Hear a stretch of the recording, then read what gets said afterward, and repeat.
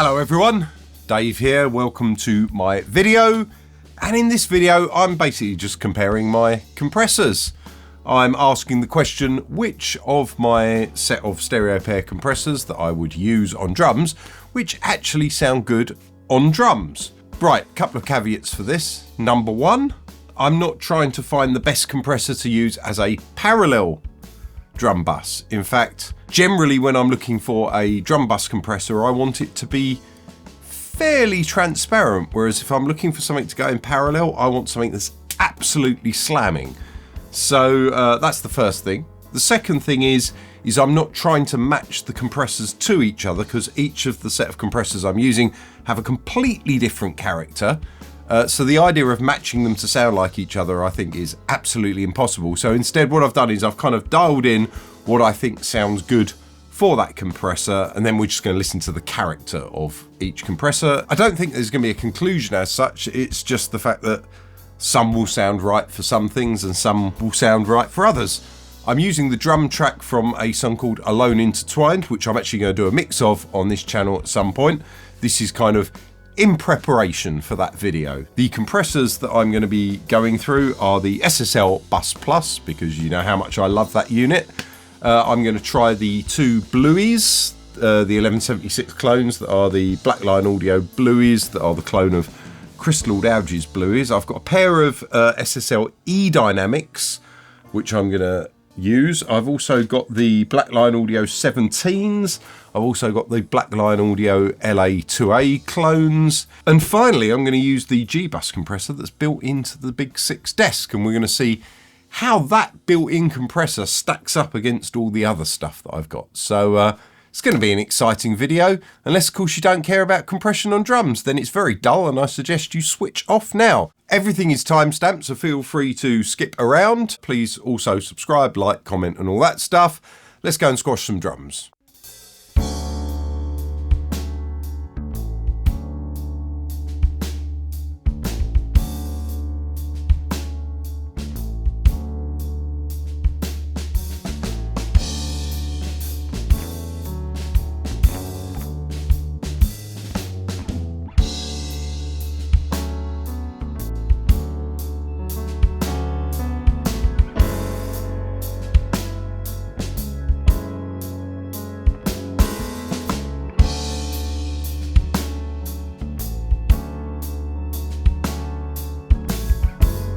Okay, so I started with the SSL Bus Plus, dialed in with a fairly high attack, fairly short release. The sidechain high pass filter is very, very useful because it stops it reacting as much to the bass drum. And of course, I couldn't use this without adding a little bit of the 4K saturation that it has in it, because that just sounds so beautiful. It's subtle, but it really adds something to the whole thing. So yeah, first up, SSL Bus Plus.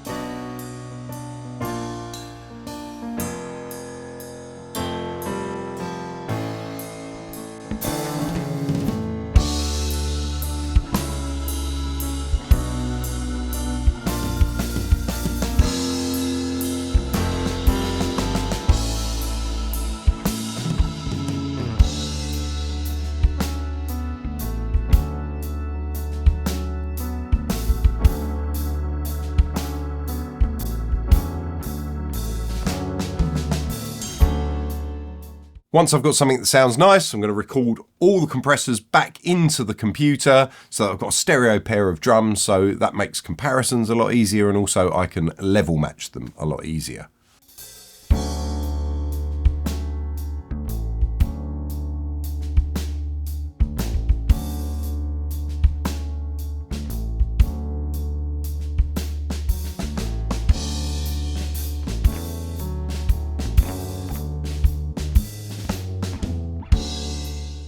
Next up is the Blueys, the 500 series Blueys. Let's see what they sound like on drums.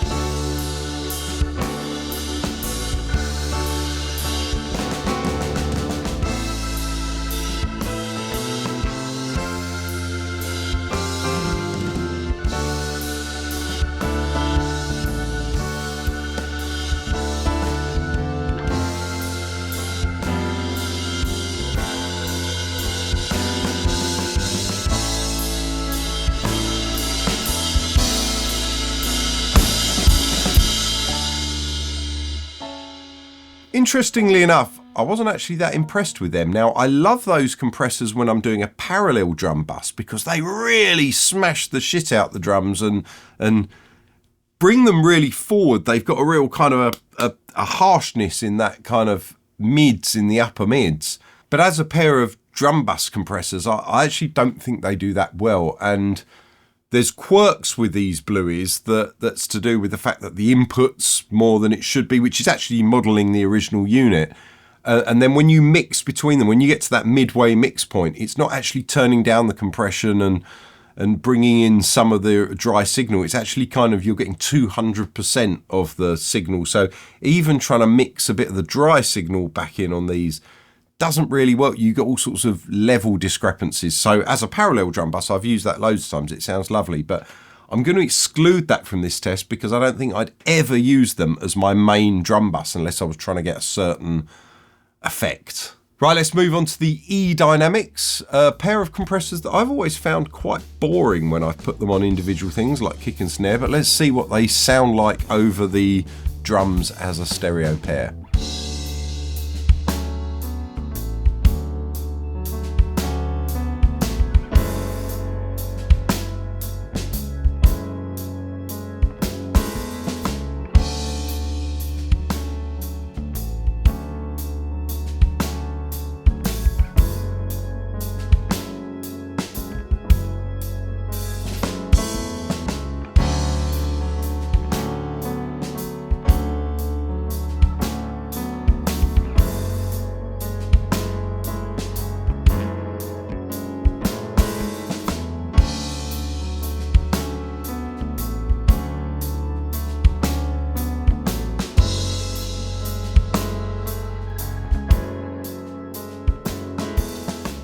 Got to say, I was really quite impressed with them. Let's move on to the Black Lion Audio 17s.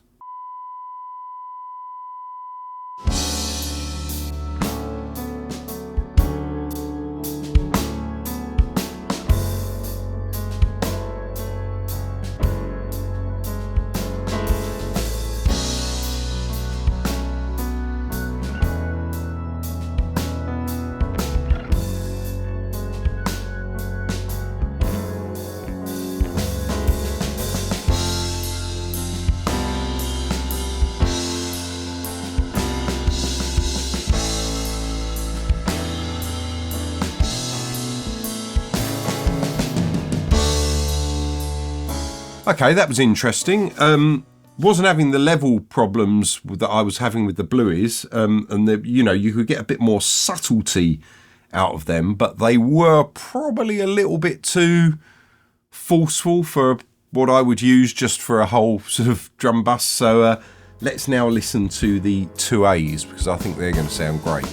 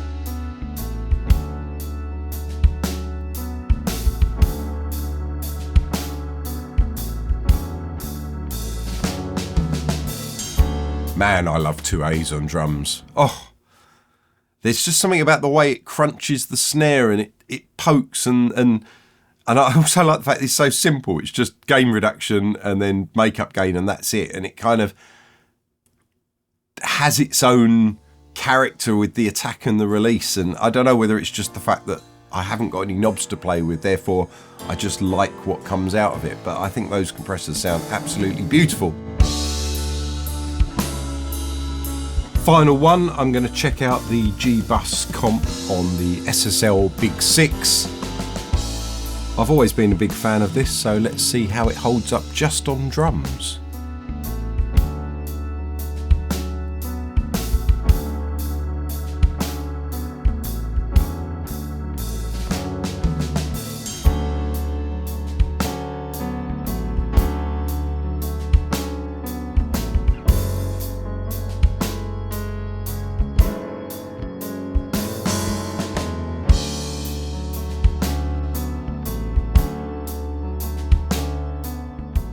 Let's have a listen through, have a bit of a comparison, then I'll sum up once I'm actually A-B'd them. So in this software, I can't actually A, B, C, D, E, F them, including the clean drums without any compression. I can only compare 4 at once. So I think at first we're going to compare the Bus Plus and the E-Dynamics and the 17s and the 2As, because that's all my outboard compressors.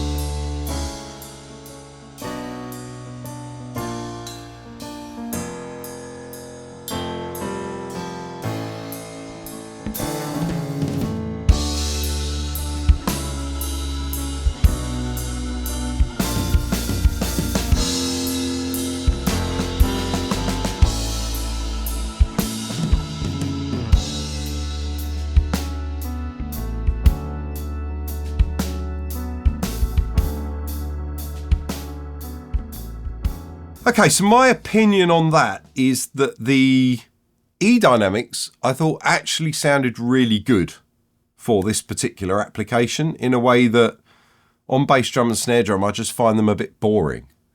But in this application, compressing the whole kit, because they're kind of subtle but they add some punch, that's the first time I've really enjoyed using them. But the Bus Plus is better. The Bus Plus just...